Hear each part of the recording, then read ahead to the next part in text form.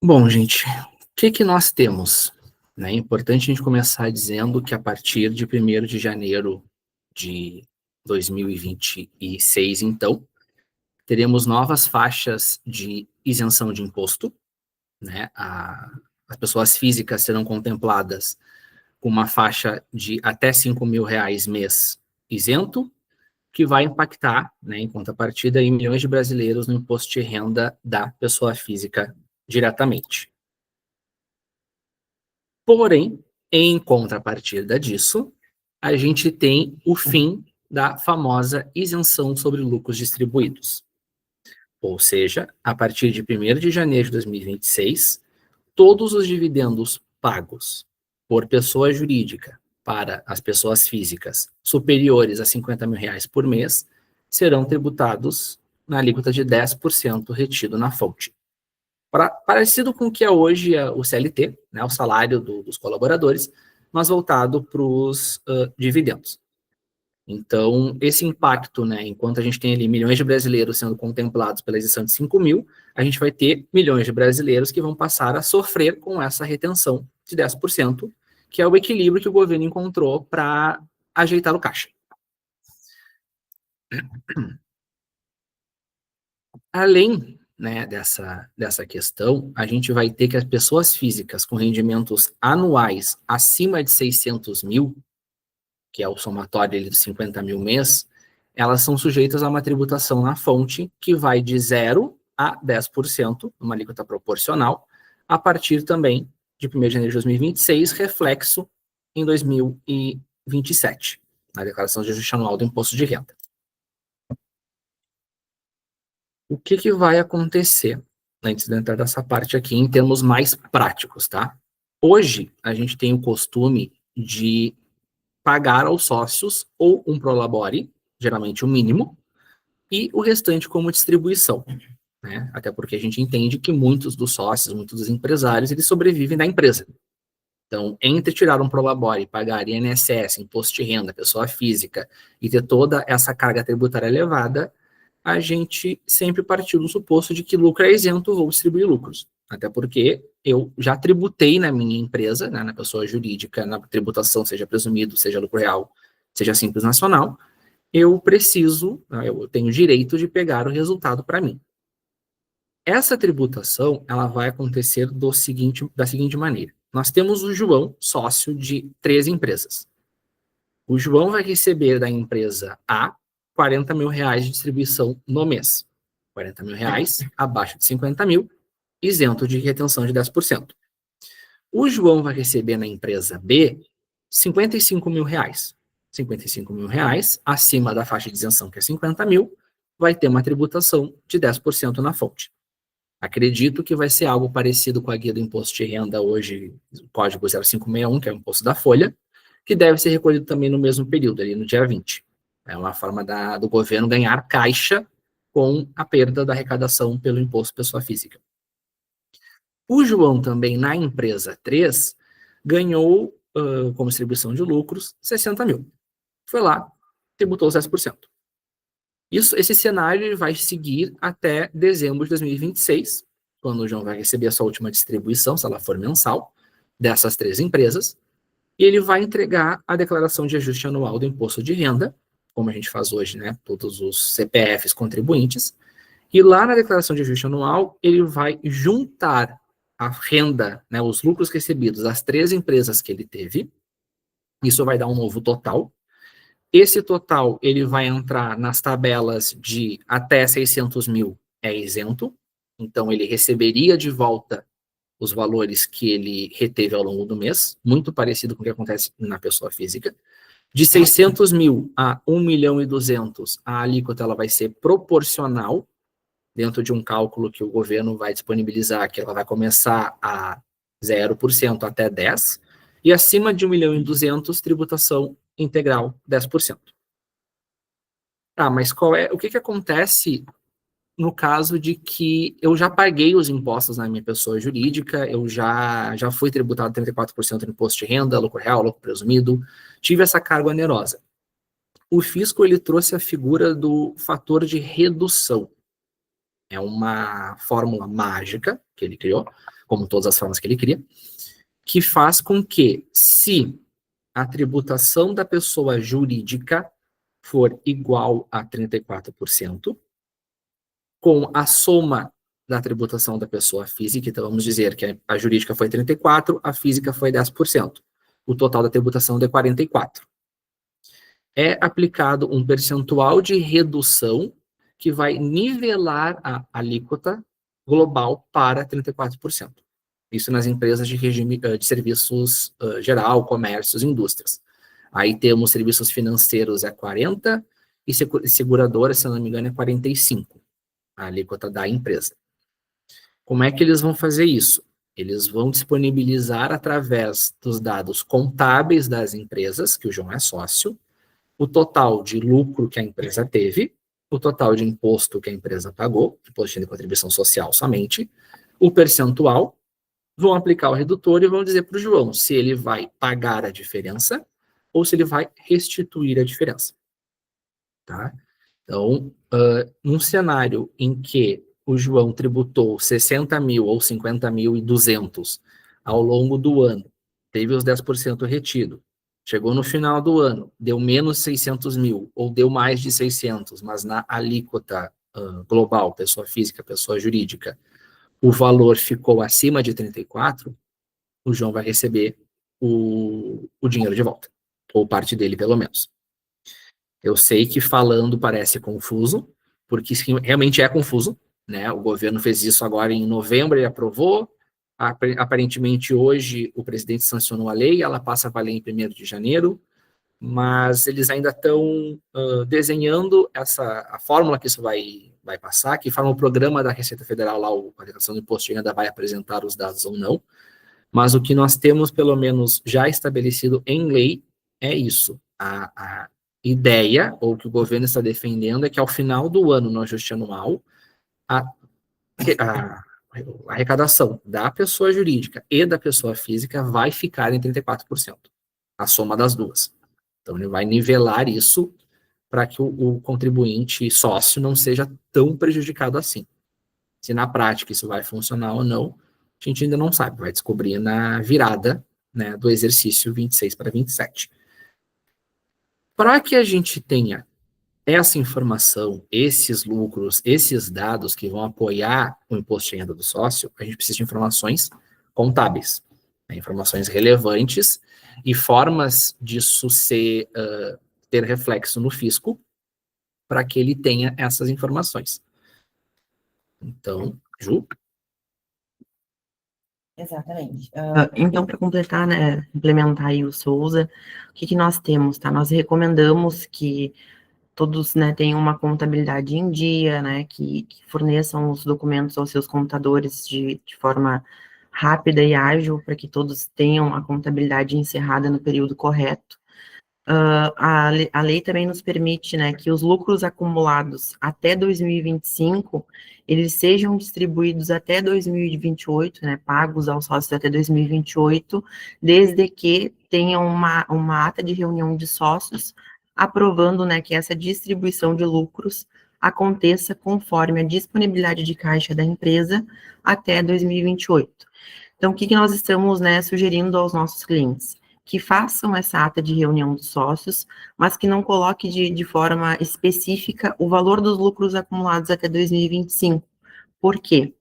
Porque é meramente impossível, né, que as contabilidades tenham seus balanços fechados até 31/12 de 2025. E a lei exige que a ata ela seja, né, homologada até 31/12 de 2025.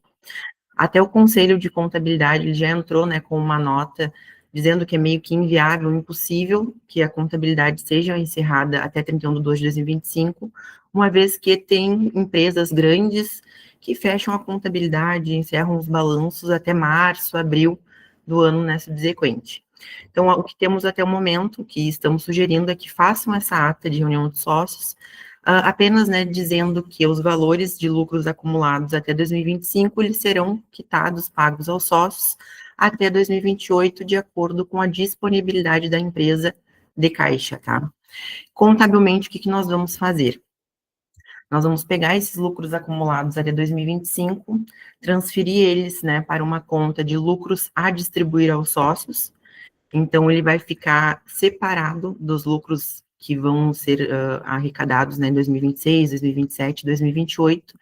Então, a gente vai deixar de forma separada na contabilidade e também vamos elaborar uma nota, né, uma nota explicativa dizendo qual o motivo dessa segregação de valores, para ficar bem especificado ali que o valor de lucros acumulados até 2025 não teria, né, a tributação dos 10%, certo? Souza, tem mais algum ponto? Complementando a Juliana, só para explicar, né, a Receita, o governo, ele entendeu que como ele não pode cobrar retroativamente por força de lei, ele estabeleceu esse teto de que, se tu me disser, até 31 de dezembro, que o que tu tem no teu balanço é lucro de período anterior, eu te deixo pagar isento, de forma isenta, essa distribuição, até 28. Ah, mas eu não vou ter caixa, eu cheguei em 28, faltando 200 mil reais para quitar. Então, em 2029, esses 200 mil vão entrar na tributação de imposto sobre dividendos.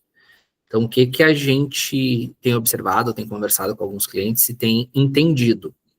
Para as empresas que possuem lucros acumulados, devidamente contabilizados, registrados e historicamente organizados, é como se a gente ganhasse, vamos dizer, 3 anos, ou 3 anos, 2026, 2027 e 2028, para fugir da tributação dos 10%, gastando esse combustível que eu tenho dentro dos dados contábeis. Então, temos acumulados hoje 300 mil reais de lucro. Geralmente a gente pega 50 mil mês. Enquanto a gente tiver esses 300 mil, pegar 50 mil mês, esse valor não vai ser tributado. Lá em junho terminou o dinheiro, a gente continuou pegando lucros, de julho para frente, ou junho para frente, vai haver tributação dos 10%. É muito provável que essas informações elas sejam amarradas, né, pelo fisco através das obrigações fiscais, das obrigações contábeis e das obrigações do departamento pessoal, para fins de distribuição do Prolabore, pagamento de Prolabore. Então, a figura, né, da contabilidade estruturada, da contabilidade organizada, para poder comprovar o pagamento desses valores, comprovar a origem desses resultados como sendo de períodos anteriores, é fundamental, porque num eventual caso de fiscalização, cruzamento de informações, eu posso dizer assim, não, $500 mil era meu lucro até 25, distribuí em 12 meses, a partir de agora, então, que eu pegar como lucro, vou tributar os 10%. Tá? Aqui a gente deixa os nossos QR Codes, tá? Para vocês poderem marcar uma agenda com a gente, se quiserem conversar um pouco mais. E como é um assunto complexo e a gente entende que deve ter muitas perguntas, e apesar do parecer, né, do projeto de lei, ele não ser tão extenso, a gente sabe que ele é cheio de falhas estruturais e buracos que a gente tem que tapar ao longo do nosso próximo ano, a gente deixa aberto agora para vocês as perguntas específicas que vocês tenham. Vamos tentar responder da forma mais eficaz e coerente possível, mas muito provavelmente eu vou dizer assim, não sei porque nem o governo sabe, né? Pode perguntar.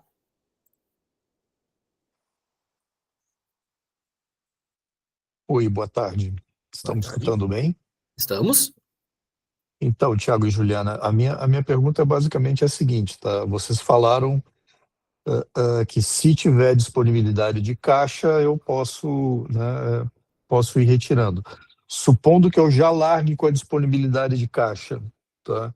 Eu posso dividir em 3 anos para frente para fugir da tributação, ou eu tendo disponibilidade eu tenho que pagar o lucro, distribuir o lucro?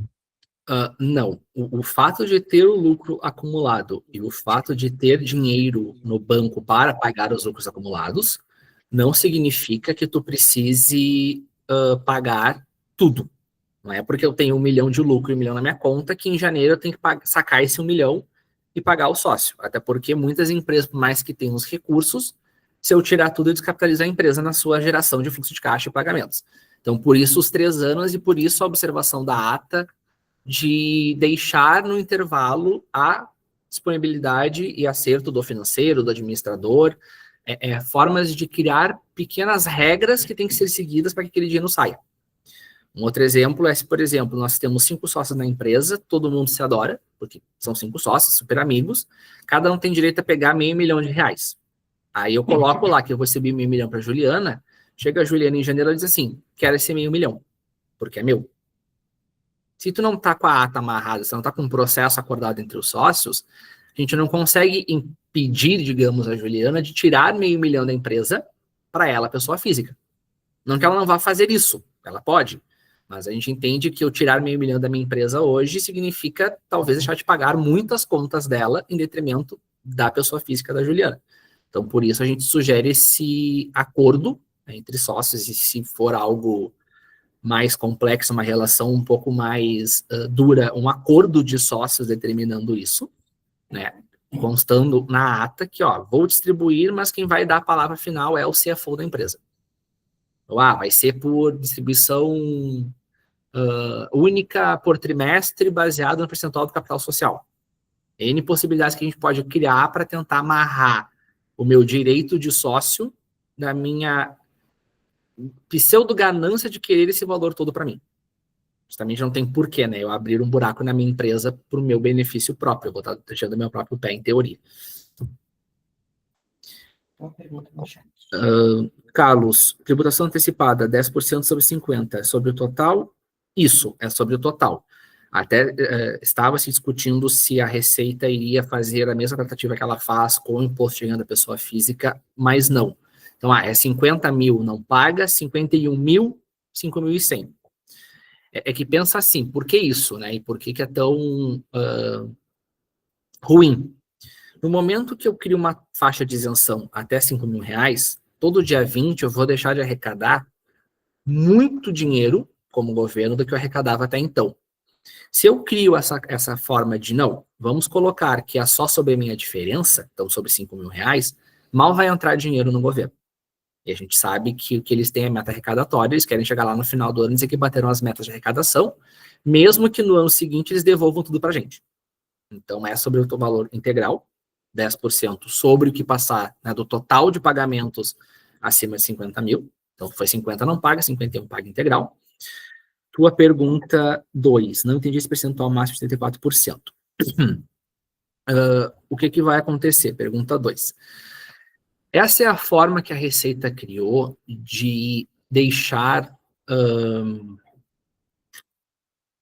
confortável a tributação.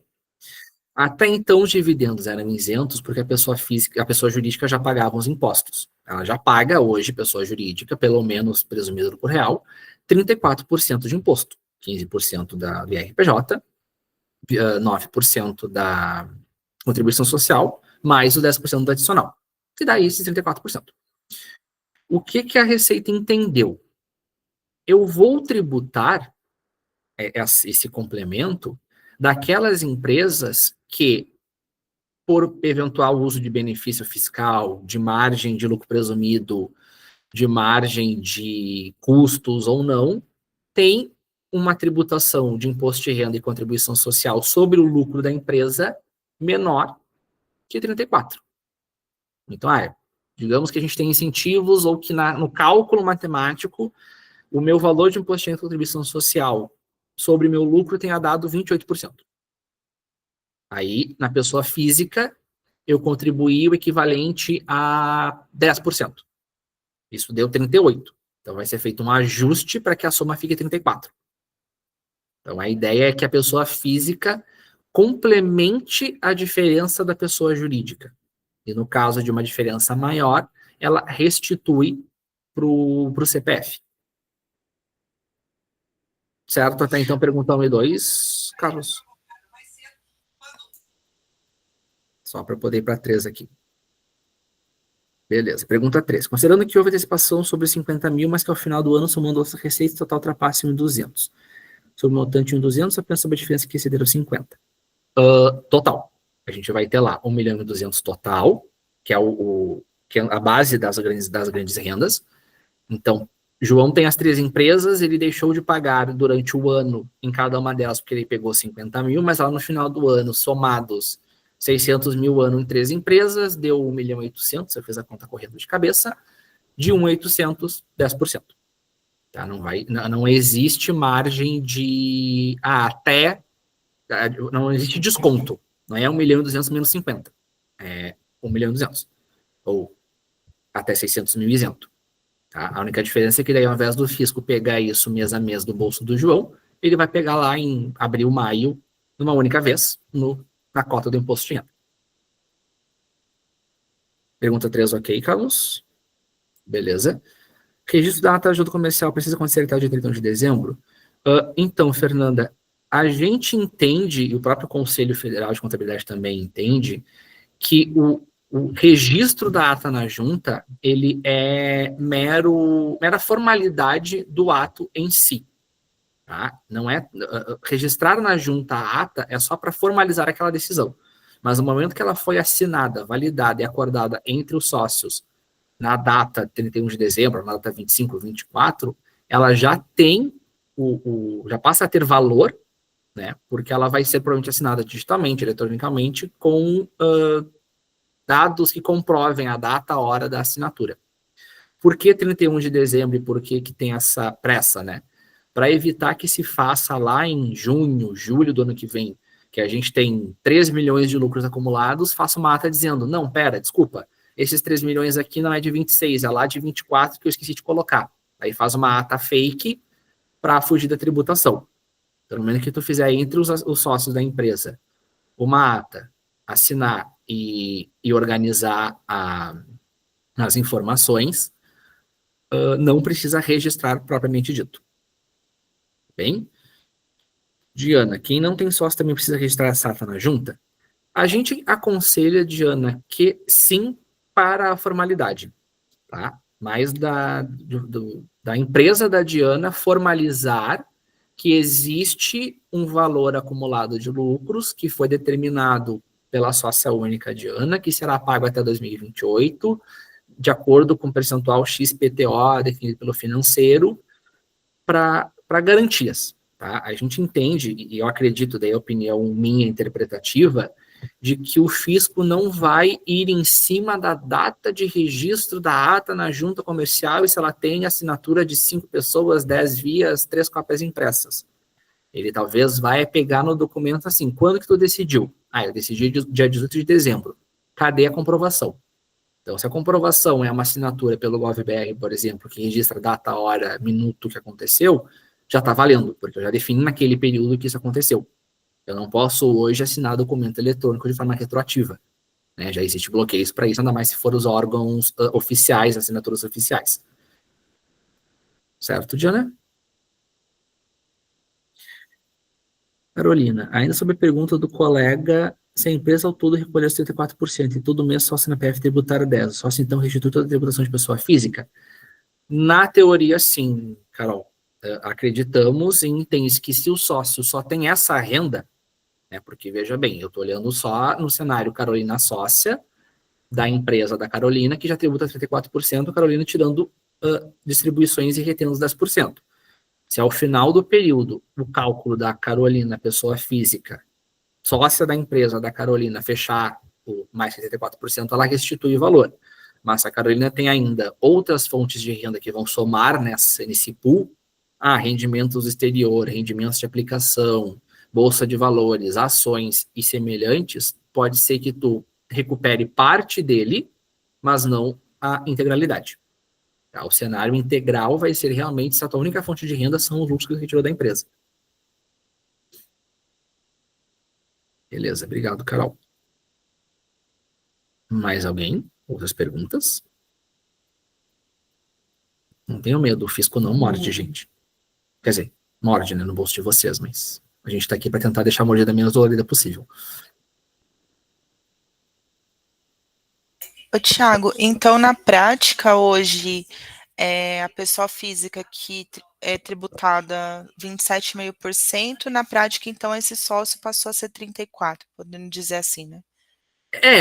Porque eu entendo, Carol, que inerente ao que a gente está falando aqui, que é a tributação sobre os dividendos, lá na tua declaração pessoa física, tu vai ter toda a tua composição pessoa física, somada a essa composição pessoa jurídica, descontado essa relação pessoa jurídica pessoa física, as outras alíquotas, tabelas do imposto de renda, mas sim, o aumento do sócio pessoa física foi para 30 e... Vamos botar 37, né? Que bota 10% em cima dos 27,5.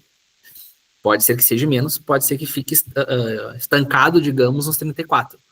Mas eu acredito que não vai mais ser só 27,5. Entendi. Eles deram a isenção até 5 mil para compensar no aumento da alíquota de 27,5 para 34. Essa é a regra que você comentou no começo, certo? Essa é a lógica, né? Essa é a lógica. Como eu abri mão de um percentual, digamos, era 2.600, eu acho, antes a faixa de isenção, foi para 5 mil, então vamos botar 2,5. Eu abri mão de ganhar imposto sobre 2.500 de todos os, sei lá, quantos milhões de brasileiros que nós temos no Brasil. A forma de eu ganhar de volta isso é ir no bolso da Carol e falar assim, Carol, tu é sócia, poxa, legal, tu já tributa 27,5 porque tu tem uma renda expressiva como sócia, mas eu vou fazer o seguinte, vou te cobrar mais 10 aqui. Fechou? Obrigado. O governo fica feliz, a Carol fica triste, mas né, o governo se preocupa com o governo. Sim. Deixa eu ver ali. De nada. Então, somos todos os rendimentos, aluguéis pela base de dividendos. Isso, Diana, a gente está olhando, quando a gente fala da tributação de dividendos, a regra é a empresa da Diana contra a distribuição da Diana, mais menos 34, compensa. Quando a gente fala da Diana CPF, vai entrar os rendimentos, mais os dividendos, mais o prolabore, mais o aluguel, mais toda a renda que a Diana consome. CDB, a princípio, sim, tá? O que a lei fala ali, que é o PLP 1087, é que vai se excluir dessa base poupança, né, que ainda vai ser isento, rendimentos de poupança, valores de indenização de acidente de trabalho, danos morais, materiais, aquela coisa mais judicial, os rendimentos já isentos, acredito, de moléstias, doenças graves e semelhantes, aposentadoria, por exemplo, e títulos de valores imobiliários que já sejam isentos ou que são sujeitos a alíquota zero por algum motivo. Tá? Mas o CDB, que é a aplicação ali que já tem 15,5% na fonte, vai somar na base, vai descontar porque já foi retido na fonte, para dizer se tu paga mais, paga menos.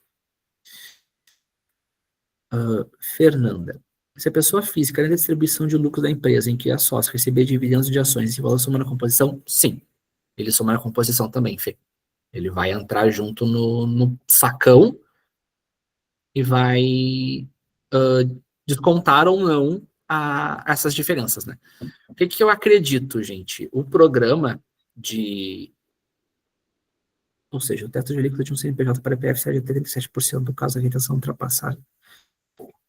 Isso, Carlos, é a ideia, tá? Entendo eu, de novo, né, que o programa de ajuste anual vai passar a ter duas tabelas. Ele vai ter a tabela CPF e a tabela CPF/CNPJ. São operações distintas que no final vão se somar para dizer se aquele CPF paga ou devolve. Tá? Mas a relação direta PF-CNPJ pode ir até 37, que vai ser os os 34 mais os 24 mais os 10% dos dividendos ali direto. A gente tem tempo, e a minha equipe aqui está me sinalizando para encerrar, de mais uma pergunta, gente. Aproveitem agora ou deixamos para o futuro. Então, beleza, então, gente. Quero agradecer a presença de vocês. Muito obrigado pelo tempo. Eu sei que todo mundo tem agenda corrida, todo mundo está ocupado, então quem nos acompanhou até aqui, agradeço. Os links nos conectam, né, com vocês através da nossa agenda, então se quiserem conversar depois com calma, seu caso específico e mais pessoal, não hesitem em nos contatar e nos chamar, a gente está aqui para ajudar todo mundo.